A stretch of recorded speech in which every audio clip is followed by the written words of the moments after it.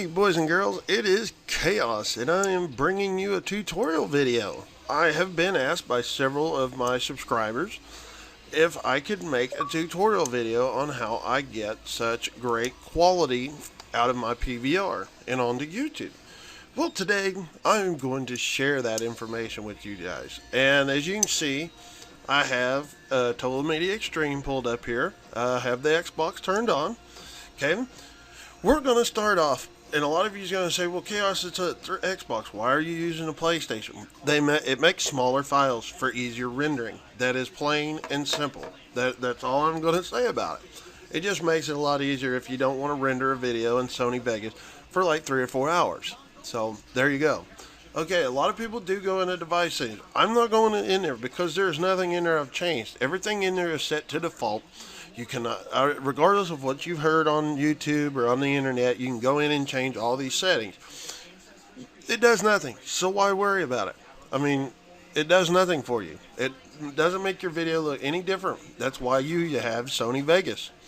So we're going to go ahead and into format. And here, I'm going to tell you, there's nothing much in here changed other than this here. I turned it all the way up because my computer will handle it. If you've been trying at 13.5 megabytes per second and your videos have been weird and everything else, they don't look right, it's because your computer cannot handle it. You do have to have a fairly decent machine to run it at that, record at that rate. So my recommendation is turn it down to 9.0. Okay, plain and simple, guys. Make sure that it is set on constant bitrate, though. Do that. I mean, I think before I redid my computer, it did actually set to the other setting, which is variable.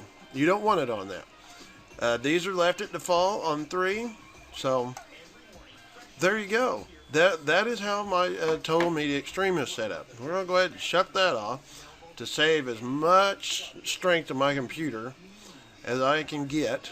And we are going to now fire up Sony Vegas 9 Pro. And this might take a minute. You'll have to bear with me. So, as soon as this gets done, I'm going to show you the secrets behind Total Chaotic Media. Not Total, but Chaotic Media. Alright, I'm going to go ahead and get a game here for you guys.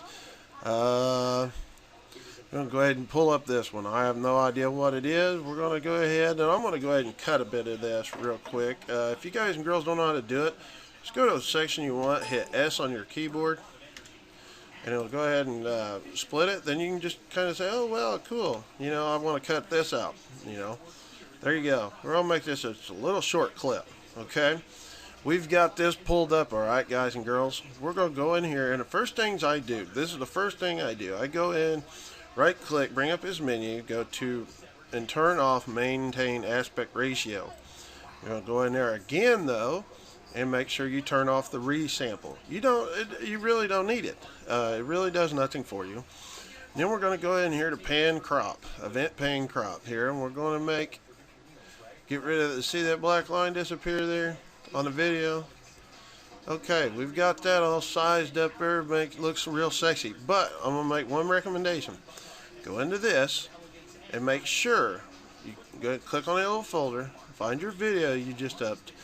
Okay, it's going to change this. Well, that's fine. That's fine for while you're in here editing. It's not going to do anything for you. Okay, we've got that all done. We're going to go now to Video FX. This is where the real beauty starts to take shape. Want to go to brightness and contrast, and what you're going to do, being if you don't have this set up yet, is go ahead and drag reset to none down in. I have it already set up here. I'm going to drag that down there, and when you have it reset to none, these two are going to be at 0. I don't remember what this one is set at, but you're going to want to change your contrast up to 15.15. You're going to want to take this one. I know it starts out somewhere here. I think they're all even. Drag it down to 0.11. Okay, once you're done with that, okay, let me go back in here real fast. Once you're done with that and you make it looks good. See how the video got a little brighter? Go ahead and just name it and hit save, and you wind up with a little file here. Alright, next one we're going to Color corrector secondary.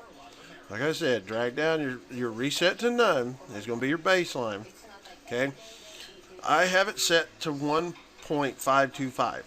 My recommendation is turn it up to about 1.900 and then kind of start working from there until you are happy with what you see. I mean, if I turn it up to 900, somewhere in there, it looks pretty good, Okay. Now we're going to the last. There's only 3 things I put in my videos, guys and girls. Okay. Again, reset to none. I'm going to drag minority in there and change it to 0.175. Okay. That's going to give you what you got here. Like I said, I actually started out at 0.125 on that setting, on that sharpen setting. It was on 0.125. I'll go ahead and turn mine up a little bit because I just thought it added a little bit better sharpening effect to it. Okay, now you've got all this sexiness right now. It's looking beast. I mean, look at that bulldozer. I mean, come on. Okay, now rendering. That's everything I do to my videos. That's it, guys and girls. Okay, we're gonna go into render settings here. Okay, of course I use it as a WMV. That's just my preference. I think AVI makes one hellacious huge file, so I just do it at this, and I wind up in, no more than like 600-700 megabytes on a video, and I mean a 10-11 minute video. So okay, we're gonna do our template. Okay, what you're gonna do is you want to go to default template. In there, click on customize.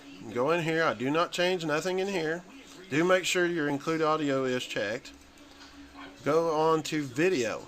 You're going to want to make sure you change that frame rate down to 20, just to NTSC. You don't need it at 59. You don't need it at 59.94. That just makes a double file. I mean, it just makes it that much bigger.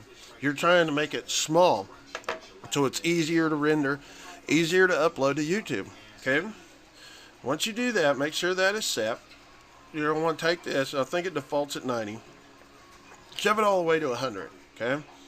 All right.